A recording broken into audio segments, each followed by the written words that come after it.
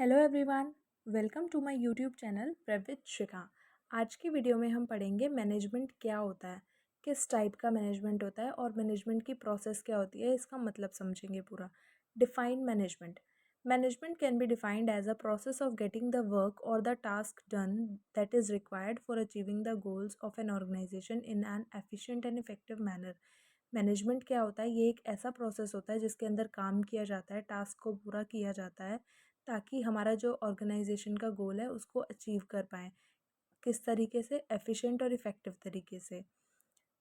Process implies the function of the management, और इस process के अंदर मैनेजमेंट के फंक्शंस आते हैं जो कि हैं planning, organising, staffing, directing and controlling. और ये फंक्शंस क्या क्या हैं? जैसे कि प्लानिंग हो गया, डायरेक्टिंग हो गया, स्टाफिंग हो गया, controlling.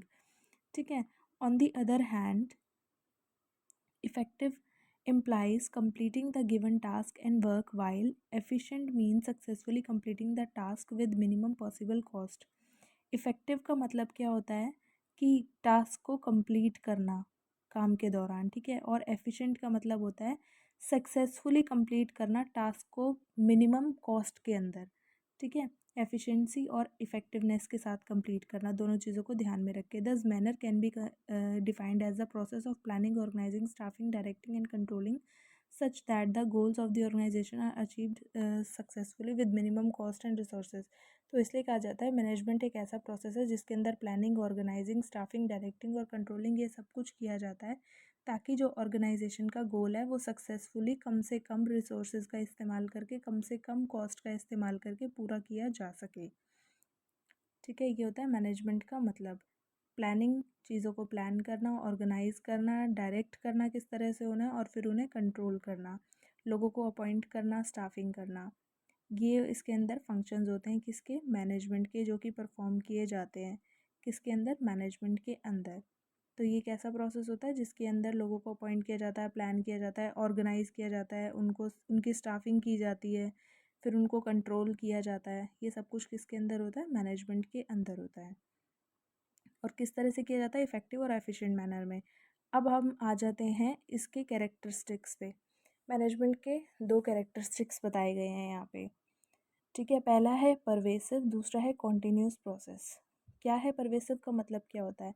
Management is a pervasive to all organisation across size, characteristics and region. मतलब मैनेजमेंट हर ऑर्गेनाइजेशन के लिए सेम तरह से चलती है, चाहे वो साइज़ में बड़ी ऑर्गेनाइजेशन या उस अलग रीजन की हो, चाहे उसके अलग कैरेक्टरिस्टिक्स हो, मतलब वो सबके लिए सेम होती है मैनेजमेंट।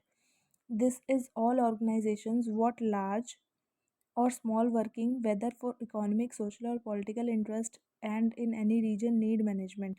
तो इसीलिए हर ऑर्गेनाइजेशन को, चाहे वो छोटी हो, चाहे वो बड़ी हो, चाहे वो इकोनॉमी के लिए काम कर रही हो, चाहे वो सोशल काम कर रही हो, चाहे वो पॉलिटिकल इंटरेस्ट में हो, ठीक है, किसी भी रीजन में हो, सबको मैनेजमेंट की ज़रूरत होती ही होती है। जैसे कि एग्जाम्पल दे रखा है, a corporate firm requires management as does a non profit organisation. जैसे कि एक कॉरपोरेट फर्म को मैनेजमेंट की रिक्वायरमेंट होती है, ठीक है, जिस तरह से नॉन प्रॉफिट ऑर्गेनाइजेशन को। Similarly a hotel needs as management as a hospital. तो उसी तरह से होटल को ज़रूरत होती है मैनेजमेंट की, किस तरह से? हॉस्पिटल की तरह से, ठीक है। In addition management is practised by organisation in all the countries and region. Management को हर ऑर्गेनाइजेशन ने हर कंट्री के हर रीजन में प्रैक्टिस किया गया है। The only difference lies in how it is practiced by different organization in different region based on their culture and tradition। बस difference क्या देखने को मिला है हमें इसके अंदर कि हर ऑर्गेनाइजेशन में, मतलब अलग अलग ऑर्गेनाइजेशंस के अंदर जो अलग अलग कल्चर और ट्रेडिशंस है ना, उनके हिसाब से थोड़ा बहुत डिफरेंस आया, अदरवाइज ये क्या है? सिमिलर है सबके लिए। फिर सेकंड इसका कैरेक्टरिस्टिक्स आ जाता है continuous process. Management is a continuous process, ये ऑलवेज चलती रहती है, ये कभी भी स्टॉप नहीं होती है ये प्रोसेस, ठीक है। This is the various functions of management, planning, organising, directing, staffing, controlling are performed simultaneously by the managers.